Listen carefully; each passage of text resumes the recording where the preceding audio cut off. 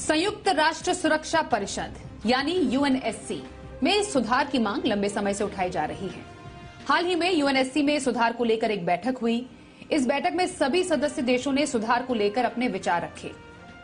इस मीटिंग के दौरान एक बार फिर से भारत की परमानेंट मेंबरशिप का मुद्दा भी उठा। सबसे पहले बताते हैं कि यूएन में सुधार को लेकर भारत की तरफ से क्या कहा गया। विदेश मंत्री एस जयशंकर ने स्थायी सदस्यता के लिए मजबूती के साथ आवाज उठाई है।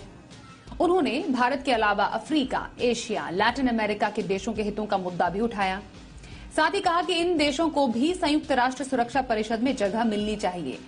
एस जयशंकर ने कहा कि इन देशों की सहभागिता के बिना उनके हितों को लेकर कोई फैसला नहीं लिया जाना चाहिए। उन्होंने कहा कि यूएनएससी में सुधार की बात होती रहती है, लेकिन इस मोर्चे पर अभी कोई खास काम नहीं हुआ है। भारत को यूएनएससी की परमानेंट मेंबरशिप दिलाने के लिए सारे देश एकजुट होते हुए नजर आ रहे हैं।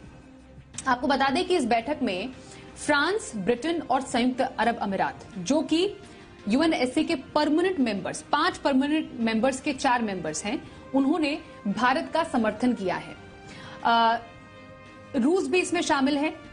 इन तीनों देश जिसकी हमने बात की, जिसमें फ्रांस है, ब्रिटेन है, यूएई है, इन तीनों ने ही भारत को परमानेंट मेंबरशिप देने का सपोर्ट किया है। इससे पहले अमेरिका के राष्ट्रपति जो बाइडेन और रूस भी, जो कि एक और परमानेंट मेंबर है, उसने भी भारत को स्थायी सदस्यता दिलाने का समर्थन दे चुका है। वो यानी कि यूएनएससी के परमानेंट मेंबर्स में से अगर चीन को छोड़ दिया जाए तो सभी देशों ने भारत का समर्थन किया है। लेकिन सबसे बड़ा सवाल यह है कि चीन की नीयत को तो हर कोई पहचानता है, और चीन का जो रुख है भारत के प्रति वो कैसा है, उसके मद्देनजर जो चीन है वो तैयार नजर नहीं आता। और पहले भी चीन ने कई मौकों पर भारत की परमानेंट मेंबरशिप का विरोध किया है। अब माना यह जा रहा है कि चीन अपने स्टैंड से पीछे नहीं हटेगा, और अगर चीन अपना स्टैंड नहीं बदलता है तो इतने समर्थन के बावजूद भी भारत यूएनएससी में परमानेंट मेंबर नहीं बन सकता।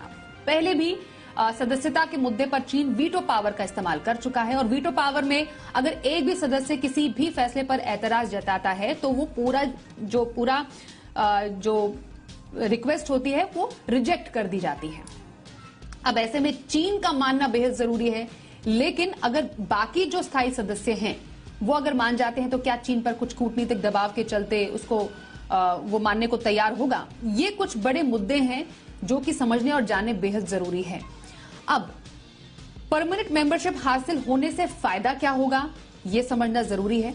इसका जवाब यह है कि अगर भारत परमानेंट मेंबर बन जाता है तो उसे वीटो पावर मिल जाएगी, और अभी तक यूएनएससी में वीटो पावर सिर्फ 5 देशों के पास ही है जो कि सदस्य हैं परमानेंट यूएनएससी के, जिसमें चीन भी शामिल है। और वीटो पावर परमानेंट मेंबर्स को यूएनएससी के किसी भी प्रस्ताव को अस्वीकार करने का अधिकार देता है।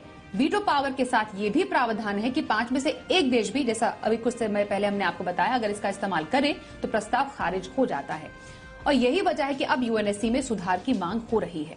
सर, इस पूरे मामले को अच्छे से और समझते हैं, और यूएनएससी में क्या वाकई बदलाव या विस्तार किया जा सकता है, और भारत की सदस्यता को लेकर भी एक चर्चा की शुरुआत करते हैं। हमारे साथ पूर्व राजनयिक और विदेश मामलों के जानकार एम्बेसडर मंजीव पुरी साहब हैं। मंजीव जी, बहुत स्वागत आपका करते हैं इंडिया 360 डिग्री के इस खास चर्चा में शामिल होने के लिए आपका। सर, आपसे ये समझना चाहते हैं जी सर, ये पहली बार नहीं है जब भारत ने अपना दावा पेश किया है यूएनएससी में एज ए परमानेंट मेंबर, और ये पहली बार नहीं है जब चीन, हमें मालूम है, इसमें रोड़ा अटकाने को पूरा मादा रखता है, पूरा सक्षम है।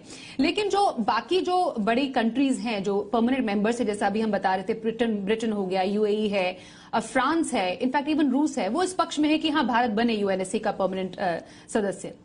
चीन को क्या परेशानी है? स्वाति जी, देखिए, चीन को क्या परेशानी है तो हम सब जानते हैं, लेकिन मैं तो ये नहीं मानता कि बाकी जो है वो रेडी है।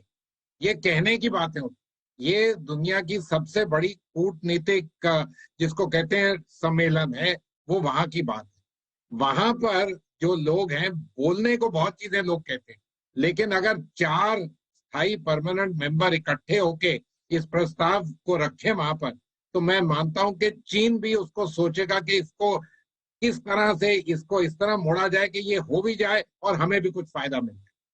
देखिए, ये चीजें इतनी सिंपल नहीं है, ये काफी कॉम्प्लिकेटेड है, और यही तो है इंटरनेशनल ग्लोबल गवर्नेंस का मतलब। तो इसके लिए हम जो कर रहे हैं बिल्कुल ठीक कर रहे हैं।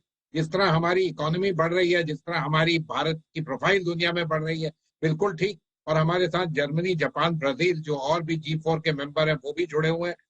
इसकी कोशिश जारी रखनी चाहिए, ये बहुत महत्व है। और जिसको कहते हैं कि आपको हमेशा कहना चाहिए कि ये बहुत गलत हो रहा है जो भी है, लेकिन कभी फ्रस्ट्रेट नहीं होना चाहिए। इंटरनेशनल मामलों में पेशेंस भी चाहिए और उसके पीछे लगा रहना चाहिए। और मैं तो मानता हूं कि भारत को अंदर लेना संयुक्त राष्ट्र के स्थायी सदस्यों में, ये जो आज के सदस्य हैं उनके लिए भी फायदेमंद है। मैं सर ये जानना चाहती हूँ कि भारत जब अगर परमानेंट सदस्य बन जाता है यूएनएससी का, पेज हालांकि बहुत है, क्या फायदा है इसका भारत के लिए और यूएनएससी के लिए? देखिए, मैं तो बहुत क्लियर हूं इसके बारे में कि इंटरनेशनल गवर्नेंस जो है वो वही है जो पहले होती थी, यानी कि हेजेमनी और वगैरह। अगर भारत परमानेंट मेंबर बन जाए तो एक तो ऐसा है कि दुनिया के जितने सदर्न देश हैं, जो डेवलपिंग कंट्रीज हैं, उनकी भूमिका वहां पर बढ़ेगी, बहुत स्तर से बढ़ेगी। और उनके जो व्यू पॉइंट्स हैं उसको आगे रखने के लिए एक बहुत महत्वपूर्ण कंट्री है। ये तो रहा ग्लोबल स्थिति के तरफ।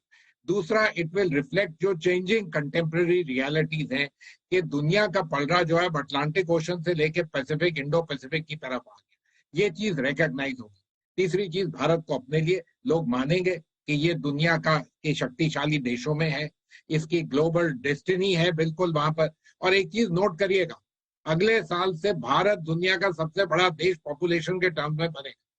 हम लोग कई बार इंडिया को में इस चीज को अच्छी तरह समझते नहीं है और ये समझते हैं कि बहुत सारे लोग हो जाएंगे, क्या करेंगे, वो तो अलग बात है। लेकिन दुनिया के लिए अगर आप एक लिस्ट बनाएं और उसमें पहला नंबर भारत का लिखें, तो ये जरा सोचिएगा कि दुनिया के चप्पे चप्पे में बच्चा बच्चा भारत को जानेगा और उससे भारत की भूमिका दुनिया के देशों के बीच में बिल्कुल बढ़ेगी। इसलिए मैं मानता हूं कि हमारे को फायदा होगा, दुनिया को भी इसके साथ फायदा होगा। मंजीव सर, क्या ये समय आ गया है कि यूएनएससी का विस्तार किया जाए? अभी कितना आसान है, कितना मुश्किल है, इस पर तो आप में शायद बेहतर ढंग से इस पर रोशनी डाल पाएंगे, क्योंकि कई ऐसे कंट्रीज हैं, अब जैसे लैटिन अमेरिकी देश हैं या अफ्रीकी देश है, कैरिबियाई देश है, इनके यहाँ से कोई रिप्रेजेंटेटिव नहीं है, कोई स्थायी सदस्य नहीं है। ये भी लगातार मांग करें कि हमें भी कम से कम कुछ तो रास्ता दिया जाए। तो एक इंक्लूसिव नेचर क्या अडॉप्ट करना चाहिए यूएनएससी को? अब वक्त आ गया है कि विस्तार भी किया जाए और कंट्रीज को इसमें शामिल किया जाए। देखिए, मैं तो इस चीज को बिल्कुल मानता हूं कि इंक्लूसिव बनाने की जरूरत है और ग्लोबल कंटेम्प्रेरी रियलिटीज जो हैं उनको रिफ्लेक्ट करने की जरूरत है। लेकिन स्थिति क्या है कि 1945 में जो बना वो बिल्कुल वहीं स्थायी है और वहां के जो 5 सदस्य हैं उनको ये अभी तक सूट ही कर रहा है। ये हमको मान के चलना है, क्योंकि अगर वो पूरे 5 एक तरफ अपना जोर लगा दें तो जरूर चेंज आए। लेकिन इसका ये मतलब नहीं कि चेंज अच्छा नहीं है, चेंज दुनिया के लिए अच्छा